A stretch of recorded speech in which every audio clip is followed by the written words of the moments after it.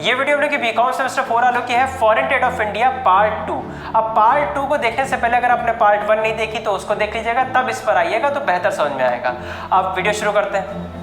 पहला क्वेश्चन है what is coastal trade. ये कोस्टल ट्रेड क्या होता है? देखिए, कोस्टल ट्रेड का मतलब होता है कि जैसे तटीय इलाके होते हैं, समुद्र से जुड़े हुए जो इलाके रहते हैं उन्हें बोलते हैं कोस्टल ट्रेड बोलते हैं। ओके, कोस्टल ट्रेड पहली बात तो होता किस लिए है, ये इसका मतलब ये है कि जहाँ पर कोस्टल रीजन होते हैं, जैसे आप देख लीजिए गुजरात के साइड देख लीजिए या मुंबई की साइड देख लीजिए, वो कोस्टल एरियाज़ हैं एक तरीके से, जो समुद्री तट हैं, जो समुद्र से जुड़े हुए हैं। ओके, वहाँ पर भी ट्रेड होती है, जिससे वहाँ पर इंटरनेशनल ट्रेड होती है। जैसे आपने देखा है कि शिप में सारा माल भर के गया, तो वो एक तरीके से क्या कोस्टल ट्रेड का ही एग्जांपल है। ओके, ऑप्शन डी यहाँ पर सही है, the trade of goods and services between coastal regions with a country. अगला क्वेश्चन है which country has the longest coastal line in the world.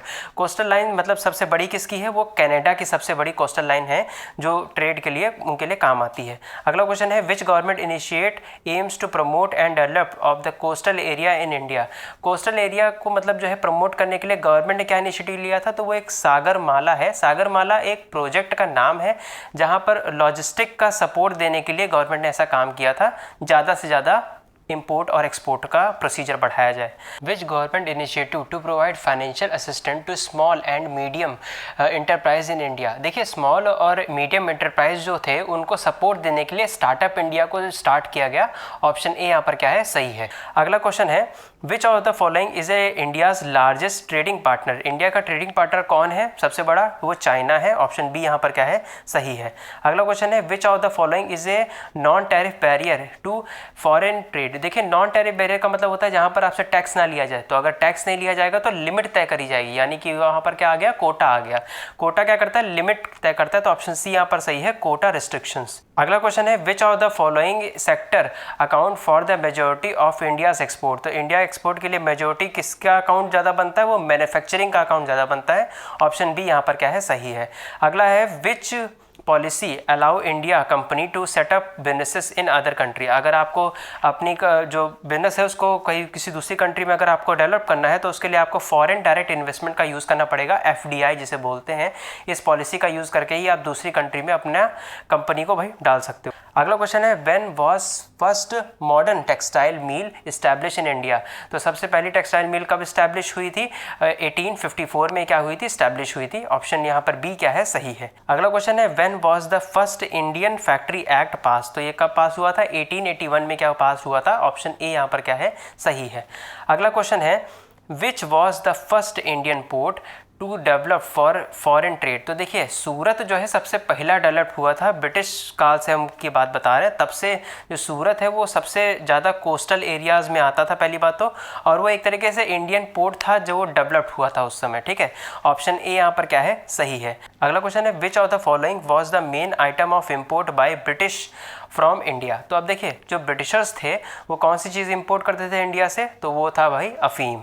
हाँ, वाकई में अफीम जो थी वो इंपोर्ट होती थी। ऑप्शन डी यहाँ पर सही है। इसका हिंदी अर्थ यही होता है। ठीक है, हमने डायरेक्टली हिंदी अर्थ ही बोल दिया इसका। अगला क्वेश्चन है which of the following port was developed by British for exporting raw cotton from India. तो देखिए, रॉ कॉटन ऑफ इंडिया को अगर एक्सपोर्ट करना था उनको उनको भाई बॉम्बे को ही चूज़ करना पड़ा। ऑप्शन बी यहाँ पर सही है, क्योंकि वही एक ऐसा एरिया है जो डायरेक्ट बे ऑफ बंगाल से जुड़ता हुआ सीधा यूरोप की तरफ जाता है। ठीक है, अगला क्वेश्चन है which of the following act was passed by British government to control the export of rice from India. देखिए, वहाँ पर क्या था कि ये जो नॉन बासमती जो चावल थे उसके लिए यहाँ पर उन्होंने रिस्ट्रिक्शन लगाई थी। वो किस एक्ट में लगाई थी? The Indian rice export act में लगाई थी। ऑप्शन ए यहाँ पर क्या है? सही है। अगला क्वेश्चन है which of the following was the main item of export from India during planning. तो देखिए, सबसे पहले यहाँ पर क्या था? ये प्लानिंग एरा है। ठीक है, ये केवल प्लानिंग नहीं है, ये प्लानिंग एरा है। प्लानिंग एरा में क्या था कि जब जो टेक्सटाइल इंडस्ट्री थी उसका यहाँ पर मेन काम था, मतलब हम लोग भाई टेक्सटाइल जो होता था, जैसे कॉटन होता था, उसको हम लोग बाहर भेजते थे क्योंकि उसके हम लोग बहुत बढ़िया एक्सपोर्टर थे। ओके, अगला क्वेश्चन है what was the focus of foreign trade during first plan in India. तो सबसे पहला जो फोकस था वो उनका क्या था? सबसे पहला फोकस था उनका इम्पोर्ट सब्सटीट्यूशन का, जिससे ज़्यादा से ज़्यादा चीज़ें इम्पोर्ट हो, क्योंकि अगर हम लोग इम्पोर्ट ही नहीं करेंगे तो फिर चीज़ों को बनाएंगे कैसे। ठीक, अगला क्वेश्चन है which sector was was given priority in foreign trade during first plan. तो सबसे ज़्यादा प्रायोरिटी किसको दिया गया, वो मैन्युफैक्चरिंग को दिया गया। ऑप्शन बी यहाँ पर सही है। लेकिन एक बात आपको और भी बता दें कि मैन्युफैक्चरिंग को जो लेना उनकी गलती थी। उनकी गलती इसके लिए थी क्योंकि भाई इंडिया जो था वो एग्रीकल्चर देश है, वहाँ पर किसानों का देश है ये। यहाँ पर ज़्यादा से ज़्यादा चीज़ें अगर हम लोग बना लेते तो हम लोग ज़्यादा से ज़्यादा एक्सपोर्ट करते और उससे हम लोग को मुनाफा मिलता। लेकिन उस चीज़ को छोड़ के हम लोग इंडस्ट्रियलाइजेशन पे चले गए और इसकी गलती का खामियाजा हम लोग आज तक भुगत रहे हैं। ठीक है, अगला क्वेश्चन है which year was the first 5 year plan implemented in India.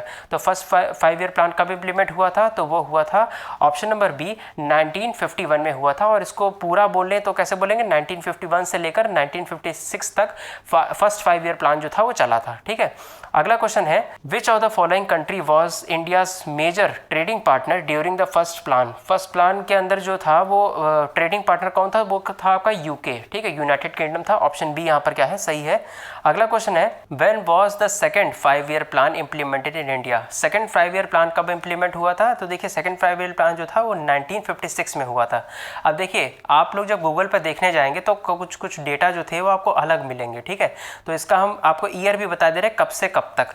तो ये 1956 से लेकर 1961 तक ये चला था सेकंड 5 ईयर प्लान। ओके, अगला क्वेश्चन है which year was third 5 year plan implemented in India. तो थर्ड 5 ईयर प्लान कब इम्प्लीमेंट हुआ था, ये 1961 में क्या हुआ था, थर्ड 5 ईयर प्लान इम्प्लीमेंट हुआ था। और इसको बोला जाए तो कैसे करेंगे, 1961 से लेकर 1966 तक ये चला था। ठीक है, अगला क्वेश्चन है which year was the fourth 5 year plan implemented in India. तो फोर्थ 5 ईयर प्लान कब इम्प्लीमेंट हुआ था, तो ये आपका हुआ था 1970 को इम्प्लीमेंट हुआ था। अब देखिए 1970 में इम्प्लीमेंट हुआ था और आया कब था, 1969 में आया था। और अगर ईयर की बात करें मतलब कब से कब तक चला, 1969 से लेकर 1974 तक ये क्या था, चला था। अगला क्वेश्चन है which of the following sector received the least attention during the fourth plan. तो यहाँ पर ये बताया गया है कि कौन सा ऐसा सेक्टर है जहाँ पर उसको लीस्ट अटेंशन दिया गया था फोर्थ 5 ईयर प्लान के अंदर।